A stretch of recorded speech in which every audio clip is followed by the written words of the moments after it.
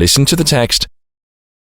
Human experience is marked by a refusal to accept our limitations. Man has tried to investigate the ground, the ocean, the sky. We have created planes, rockets, submarines, and with their help made our lives more convenient and comfortable.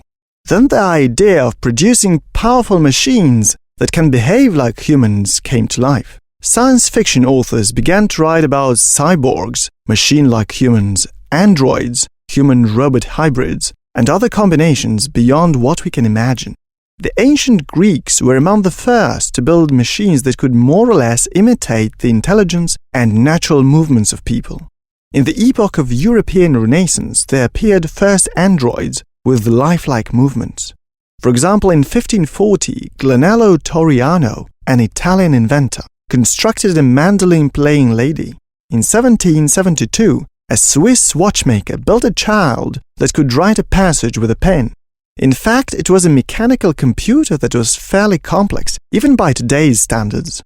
Such inventions led scientists and philosophers to think that the human brain itself was just a complex mechanism.